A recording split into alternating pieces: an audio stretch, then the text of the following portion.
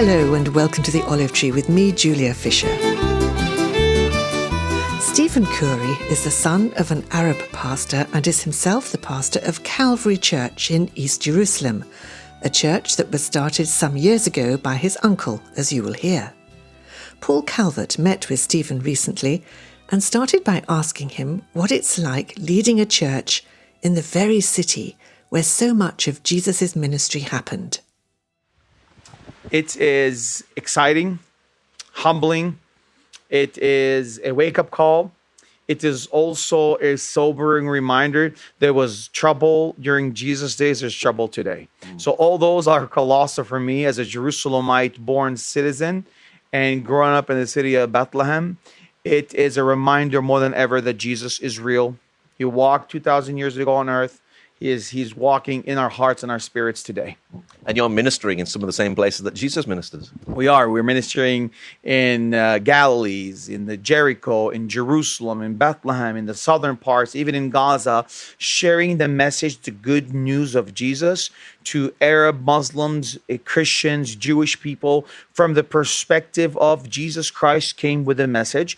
And that message is a salvation for mankind, regardless of who they are, regardless of their race, their creed, their nationality, their skin color. Jesus Christ transcends all racial division.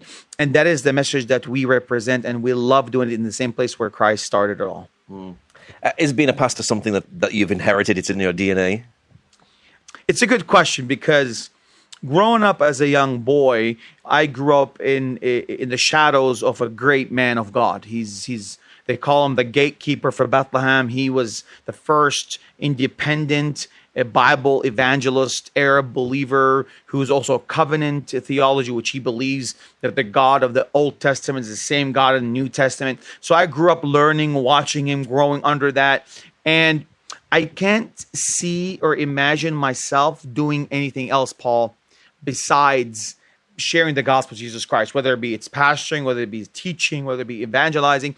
I am an evangelist at heart, deep heart. I am an evangelist. I love to share Jesus. I have to see people just tear down the walls in their lives, whether it be spiritual, emotional, physical, and to show them the hope, the victory they have in Jesus. So I've always seen myself being used as a tool in the hands of God. I've always seen myself as an ambulance, a spiritual ambulance for God.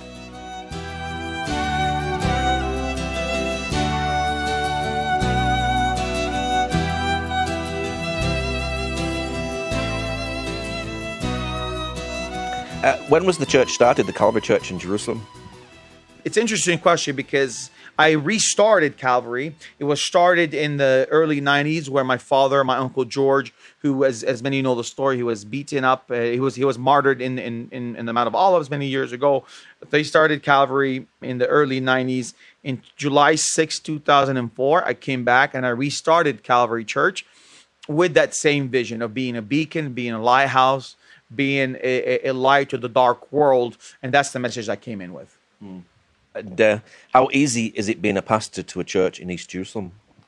It is never easy anywhere in the world to be a minister, especially when you're in a country that has so much racial, religious divisions, religious history, religious connection, not only to buildings, but to dirt on the ground, the dirt we walk on, historical significances, historical emblems and signs and walls. And so all this, it adds more to the conundrum of who are you, what is your identity, and what are you called to do?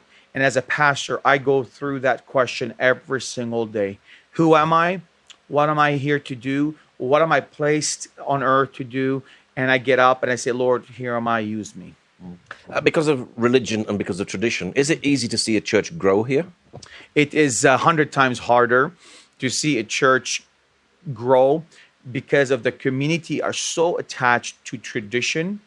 They're so attached to religious ties with their priests. With it's an identity more than a personal relationship, whether it be Muslims, Jews, or Christian. You can have a Jew that is the most extreme atheist, but yet could still wear a kippah or could still be somewhat Jewish observant. It doesn't make sense because down deep they're atheistic or they're agnostic or they're secular, but yet you still see they have a tie to this land through their Torah, which shows me that it is not necessarily a religious conviction in many cases. It is more of an identity struggle. Muslims the same way. Most Muslims, they beyond the 5 pillars of Islam, they don't know any depth to what they believe or to the depth of their relationship with God.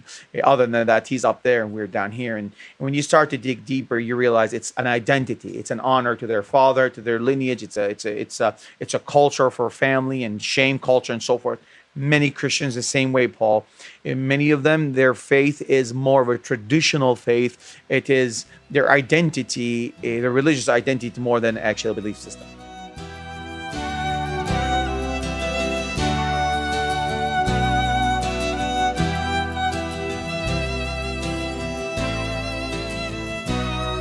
Are you involved with at all with Israelis and Israeli pastors coming together? We are. In Christianity, to those that listen that might not know this, in Christianity, there's just such a movement called the Messianic movement, which actually precedes Christianity, which are Jewish people, starting with the 12 disciples of Christ, who accepted Jesus Christ as their Messiah. And that spread to the church. Of course, we know the early church was consisting of mostly foundational Messianic believers, meaning Jewish people that accepted Jesus as a Messiah. Of course, that grew to the Gentiles, to the Greeks, and so forth within Jerusalem, and of course, throughout Asia Minor and the region. There are Jewish believers who are pastors in Jerusalem who we get together once a month. We pray together. We worship together. We remind each other that even though we have our own different calling, visions, and even ways we do things, even though we might not agree on every philosophy in ministry, but we agree on one thing. Jesus Christ is the Messiah. He came. He was the Lamb of God. He gave us an opportunity to have a ticket out of this thing called damnation and eternity in hell, and that way is Jesus Christ, and he gave us, we have no excuse to not to have hope in life. Now, Palestinian theology can be very political at times. Are you just Bible-based? We are Bible-based. We are biblicists, meaning that we base everything on the Bible.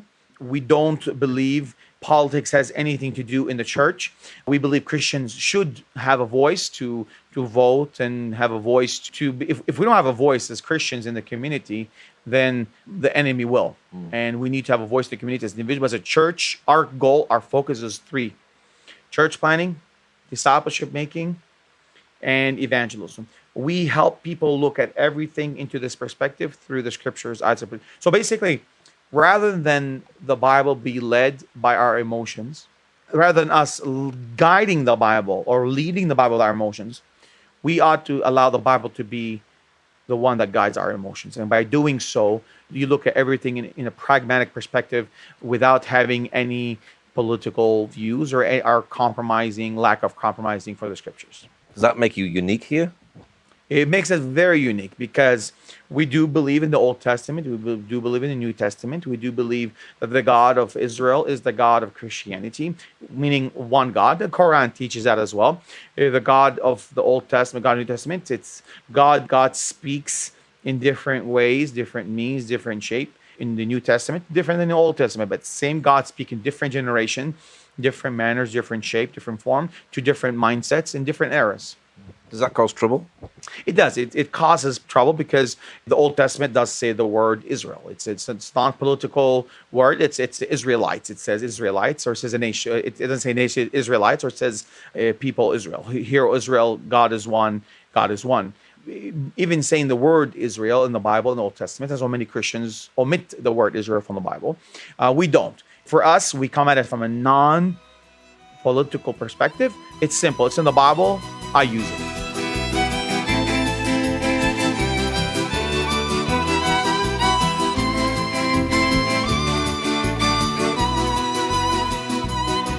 Are you seeing God move today? 100%. We're seeing miracles happen. Cancer healing. We're seeing people's lives change. We're seeing marriages who were once broken are now start to heal again. Relationships are coming back together because death, sickness, we're dealing with a hidden enemy, unseen enemy, an unstudied enemy, unfamiliar enemy. And this creates fear in uncertainty. I think the greatest fear any human being is uncertainty. It's the greatest fear. If you know somebody's coming to kill you, it's you're afraid, but you know they're coming to kill you. But when you deal with an unfamiliar enemy, you don't know who they are. What does it look like? It could be a ghost. It could be a earthquake. It could be electrical pole. You don't know. That's more fear. If you stop to think about it, that's more of a fear factor than actually knowing what's coming, even though you are sure death is coming. And during this, it creates a lot of people to ask themselves a question. Who is God? What's the true God? And what should I be doing right now to make this world a better place? What's your prayer, finally, for Israel, Palestine? My prayer for Israelis, for the Palestinian people, for the communities, is that one is that they would see that Jesus Christ is the light of the world. And they ask themselves the question, who is Jesus to them? Is Jesus to them just a mere figure? They've seen him on TV, or they read about him from a specific third person or second person book? Or is Jesus to them seen through the eyes of the scriptures? I encourage people to read the Bible. I encourage Jews and Arab, Palestinian, Muslims, and Christians to ask themselves, how are they living their life right now? Are they right with God? Are they loving? Are they forgiving? Are they promoting hatred, violence, darkness, or are they promoting love, forgiveness, and light? You've been listening to Paul Calvert in conversation with Stephen Khoury, a Christian Arab pastor in East Jerusalem, sharing his story.